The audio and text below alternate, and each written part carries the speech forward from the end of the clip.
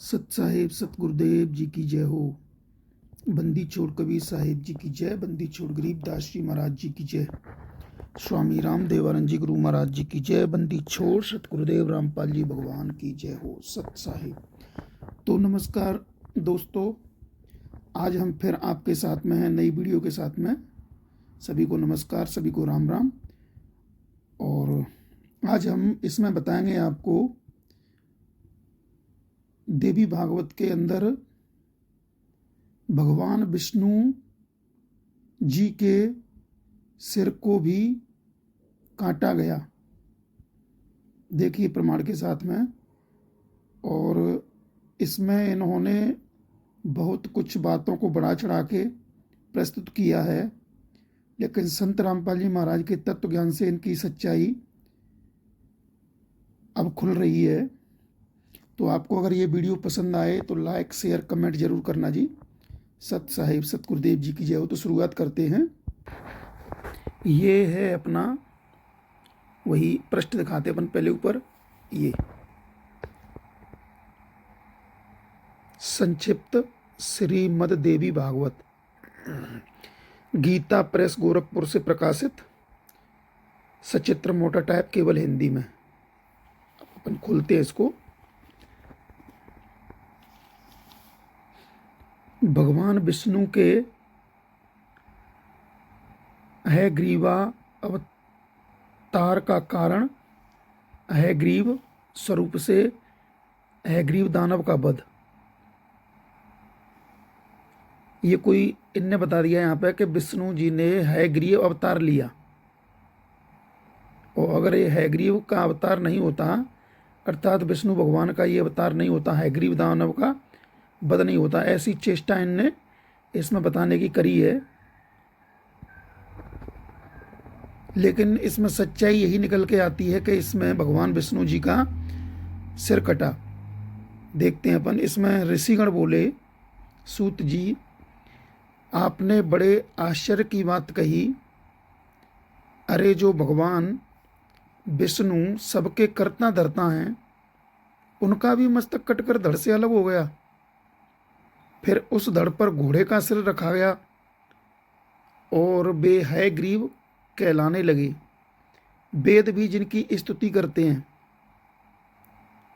संपूर्ण देवताओं को आश्रय देना जिनका स्वाभाविक गुण है, तथा जो समस्त कारणों के भी परम कारण हैं, उन आदि देव जगत प्रभु भगवान श्री हरि को भी छिन्न मस्तक हो जाना पड़ा। यह देव की ही करामात है, परंतु महामते ऐसी घटना कैसे घट गई, इसे शीघ्र विस्तार पूर्वक कृपा करके कहिए। सूत जी से ये ऋषिगण जो भी हैं वो प्रश्न कर रहे हैं। अब सूत जी क्या कहते हैं? मुनिगणों, भगवान विष्णु परम तेजस्वी, देवताओं के भी देवता हैं, उनकी लीला बड़ी विचित्र है।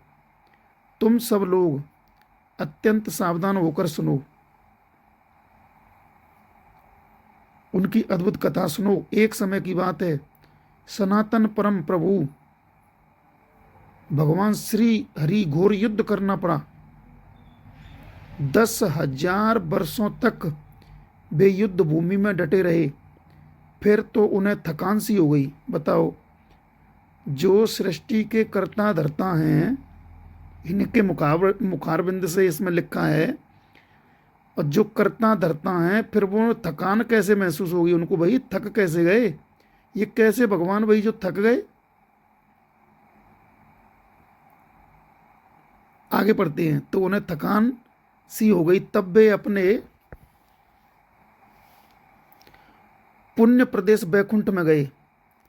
पद्मासन लगाकर बैठे, धनुष की डोरी चढ़ी हुई थी। इसी अवस्था में धनुष को भूमि पर टेक कर उसी के सहारे वे कुछ झुक से गए, फिर उसी पर भार देकर अलसाने भी लगे। श्रम के कारण अथवा लीला संयोग से उन्हें घोर निद्रा आ गई, यानी सो गए विष्णु जी। उसी अवसर पर कुछ दिनों से देवताओं के यहाँ यज्ञ करने की योजना चल रही थी। इंद्र, ब्रह्मा, शंकर आदि सभी देवता यज्ञ करने में तत्पर होकर भगवान श्री हरि से मिलने बैकुंठ गए। देवताओं का कार्य निर्विघ्न चलता रहे, यही उस यज्ञ का उद्देश्य था। वहाँ उन्हें यज्ञेश्वर भगवान विष्णु का दर्शन नहीं मिला, तो वो ध्यान द्वारा पता लगाकर वे वहाँ भगवान विराजमान थे, वहाँ पहुँच गए। यानी इसमें बताया है कि भगवान विष्णु तो युद्ध से परेशान होकर के अपना आराम कर रहे, और जो उधर देवता थे वो अपने ध्यान से देख करके श्री भगवान विष्णु जहाँ पर थे वहाँ पहुँच गए। परम प्रभु भगवान श्री हरि योग निद्रा के अधीन होकर अचेत पड़े थे, यानी बेहोश पड़े थे, अचेत। तब वे देवता लोग वहीं ठहर गए। जब भगवान की निद्रा भंग न हुई तब वे देवता अत्यंत चिंतित हो गए। ऐसी स्थिति में इंद्र ने प्रधान देवताओं को संबोधित करते हुए कहा, अब क्या करना चाहिए देवताओं, आप स्वयं विचार करें। ये अपन 46 पेज पढ़ रहे थे, अब 47 पे आ जाते हैं। भगवान विष्णु के हयग्रीव का अवतार का कारण। भगवान विष्णु को कैसे जगाया जाए। तब भगवान शंकर ने कहा, देवताओं, यद्यपि किसी की निंद्रा भंग करना निषिद्ध आचरण है, फिर भी यज्ञ का कार्य संपन्न करने के लिए तो इन्हें जगा ही देना चाहिए। तब ब्रह्मा जी ने बम्बरी नामक एक कीड़ा उत्पन्न किया। ये ऐसे इसमें पूरा लिखा हुआ है, ये यहाँ पे अपन देख सकते हैं। अब यहाँ पे क्या हुआ है, मेन अपन चलते हैं अपने टॉप पे।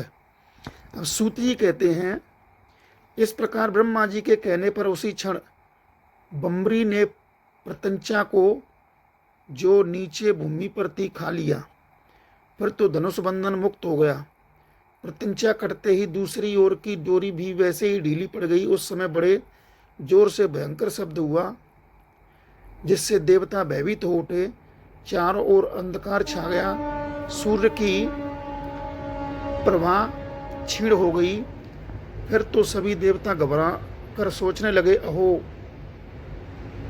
ऐसे भयंकर समय में पता नहीं क्या होने वाला है। ऋषियों, समस्त देवताओं सोच रहे थे, इतने में पता नहीं भगवान विष्णु का मस्तक कुंडल और मुकुट सहित कहाँ उड़कर चला गया। अर्थात भगवान विष्णु का जो मस्तक था, जो उनका सिर था, वो कट गया, उड़ गया कहीं पे। कुछ समय के बाद घोर अंधकार शांत हुआ। तब भगवान शंकर और ब्रह्मा जी ने देखा कि श्री हरि का विग्रह बिना मस्तक का पड़ा हुआ है। अर्थात जो भगवान विष्णु का जो धड़ है, नीचे का वाला हिस्सा है, वो पड़ा हुआ है बिना मस्तक के। यह बड़े आश्चर्य की बात सामने आ गई। भगवान विष्णु के केवल धड़ को देखकर उन श्रेष्ठ देवताओं के आश्चर्य की सीमा न रही।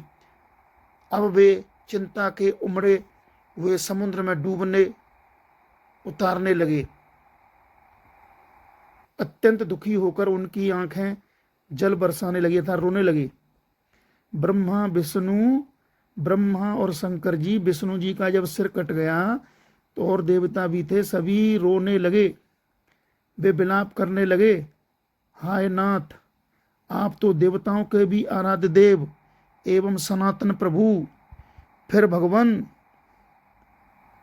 संपूर्ण देवताओं को निष्प्राण करने वाली यह कैसी देवी विचित्र घटना घट गई। यानी आपका सिर कट गया, आप कैसे मर गए, बस यही इसका अर्थ निकलता है। ये विचित्र घटना कैसे घट गई। ब्रह्मा जी ने कहा, काल भगवान ने जैसा विधान रच रखा है वैसा अवश्य ही होता है। यहाँ पर ब्रह्मा जी स्पष्ट स्वीकार कर रहे हैं कि काल भगवान ने जो विधान लिख रखा है, जो काल भगवान जिनको खाएगा उनको कोई रोक नहीं सकता, उनकी मृत्यु को कोई टाल नहीं सकता। ब्रह्मा जी ने कहा, काल भगवान ने जैसा विधान रच रखा है वैसा अवश्य ही होता है। यह बिल्कुल असंदिग्ध बात है। जैसे बहुत पहले काल की प्रेरणा से भगवान शंकर ने मेरा ही मस्तक काट दिया था, उसी तरह आज भगवान विष्णु का भी मस्तक धड़ से अलग होकर समुद्र में, ये फिर आप पढ़ सकते हो, यहाँ पर ब्रह्मा जी स्वीकार कर रहे हैं कि ऐसे ही मेरा मस्तिष्क पहले शंकर भगवान ने काट दिया था काल भगवान की प्रेरणा से। जैसे पहले काल की प्रेरणा से भगवान शंकर ने मेरा मस्तक काट दिया, उसी तरह आज भगवान विष्णु का भी मस्तक धड़ से अलग समुद्र में। ये आगे चलते अपन प्रश्न नंबर 47 पे। जागरा है, ये इसमें है, यानी भगवान विष्णु की भी इस तरीके से मस्तिष्क को काट दिया गया। तो ये जितने भी आज तक जितने भी ये महामंडलेश्वर जितने भी गुरु हैं आचार्य हैं, ये सभी कहते हैं कि ये देवता तो अजर हैं अमर हैं और इनका कभी मृत्यु नहीं होती। इनकी मृत्यु तो होती है, पर संत रामपाल जी महाराज जी ने तो क्लियर बता दिया है कि इन सभी की जन्म मृत्यु होती है। अब इसमें आगे पढ़ते हैं अपन। अब यहाँ पर आगे फिर इनने इसमें एक कोई देवी आ गई है, वेद बोले देवी आप महामाया हैं, जगत की सृष्टि करना आपका स्वभाव है। जब भगवान विष्णु का मस्तिष्क कट गया, जब ये भगवान विष्णु को ही सब कुछ मान रखा है, तो फिर जगत की सृष्टि में महामाया का कैसे रोल आ गया? तो ये इनको कुछ भी पता नहीं और कहीं की बात को कहीं सेट कर देते हैं। सच्चाई इसके विपरीत कुछ और है, जो कि संत रामपाल जी महाराज ने बता रखी है। महामाया है, जगत की सृष्टि करना आपका स्वभाव है, आप कल्याण विग्रह धारण करने वाली एवं प्राकृतिक गुणों से रहित हैं। अखिल जगत आपका शासन मानता है तथा भगवान शंकर के आप मनोरथ पूर्ण किया करती हैं। बताओ, शंकर भगवान के भी मनोरथ पूरे करती हैं जी। माता आपके लिए नमस्कार। संपूर्ण प्राणियों को आश्रय देने के लिए आप पृथ्वी स्वरूपा, प्राणधारियों के प्राण भी आप ही हैं। यानी अब यहाँ पर आदि शक्ति को जो शेरा वाली हैं उसका यहाँ पे आगे वृत्तांत इसमें बताया गया है। तो कहने का फिर इसके प्रकरण में क्या हुआ है आगे चल के, ये पूरा ये 50 नंबर पेज आ गया। ये क्या बना गया इसमें, जब ये इससे देवी जी ने कहा, देवो जन्मे हुए की मृत्यु और मरे हुए का जन्म होना बिल्कुल निश्चित है। देवी कह रही हैं, जो अब यहाँ देवी कौन है, ये आदि शक्ति है शेरा वाली, काल भगवान की पत्नी। देवी जी ने कहा, देखो जन्मे हुए की मृत्यु और मरे हुए का जन्म होना बिल्कुल निश्चित है। भला ऐसी सिद्धि मर्यादा जगत में कैसे व्यर्थ की जा सकती है। यानी इसमें अब ये पूरा फिर इसमें यहाँ इनने विष्णु भगवान के जो धड़ पड़ा था उसमें ये घोड़े का सिर लगा दिया लाके आदिशक्ति ने, ऐसा इसमें लिखा है पूरा आगे। ये इस तरीके से फिर ये हयग्रीव का अवतार बता दिया। तो इसके बारे में संत रामपाल जी महाराज बताते हैं कि ये जो काल भगवान हैं, इसके ये 3 पुत्र हैं, ब्रह्मा विष्णु महेश शंकर। ब्रह्मा विष्णु शंकर जी, इन तीनों की जन्म मृत्यु होती है और इनकी भी मृत्यु इस तरीके से बताई है सतगुरुदेव जी ने कि जब एक ब्रह्मा की मृत्यु हो जाएगी, उसके बाद फिर विष्णु जी की भी मृत्यु होगी। यानी जब 7 ब्रह्मा मर जाएंगे तब एक विष्णु जी की मृत्यु होगी। तो वो ये इसमें प्रमाण मिलता है कि जैसे अभी इसमें ब्रह्मा जी खुद कह रहे थे कि मेरा भी ऐसे ही शंकर जी ने काल भगवान की प्रेरणा से मेरे सिर को काट दिया था, ऐसे ही आज विष्णु जी के काट दिया। और आगे संत रामपाल जी महाराज जी ने बताया है कि ऐसे जब 7 विष्णु मर जाएंगे तब जाकर के एक शंकर भगवान की भी मृत्यु होती है। तो परमात्मा जी ने अपने सूक्ष्म वेद की वाणियों में इस पर लिखा है कि ये जो काल भगवान है ये स्वयं अपने पुत्रों को भी खाता है, ब्रह्मा विष्णु महेश को भी, इनको भी नहीं छोड़ा इसने। तो आप सभी से ये वीडियो बनाने का केवल यही आपको बताने का उद्देश्य है कि वास्तव में हमारे पुराणों के अंदर इन भगवानों को, जो इन नकली धर्मगुरुओं ने परमेश्वर हैं, ये अविनाशी हैं, ये सबके सृष्टा हैं, ये पूरी सृष्टि के मालिक हैं, इनसे बड़ा कोई भगवान नहीं है, ऐसा इनने जब जो बता रखा था उसका बिल्कुल क्लियर नीर खीर छान के रख दिया संत रामपाल जी महाराज जी ने। संत रामपाल जी महाराज का ज्ञान सभी शास्त्रों में प्रमाणित है। तो आप सभी से यही प्रार्थना है कि संत रामपाल जी महाराज का जो ज्ञान है उसको आप पवित्र पुस्तक जीने की राह, गीता तेरा ज्ञान अमृत आदि में देख सकते हो, मिला सकते हो। और ये पुस्तक है सब जगत गुरु तत्वदर्शी संत रामपाल जी महाराज की ज्ञान गंगा, और भी पुस्तक हैं सतगुरुदेव जी की गीता तेरा ज्ञान अमृत। इन पुस्तकों को आप निःशुल्क मंगा सकते हो, सतलोक आश्रमों से ले सकते हो, जहाँ पुस्तक सेवाएं चलती हैं संत रामपाल जी महाराज जी की दया से, वहाँ से भी ले सकते हो।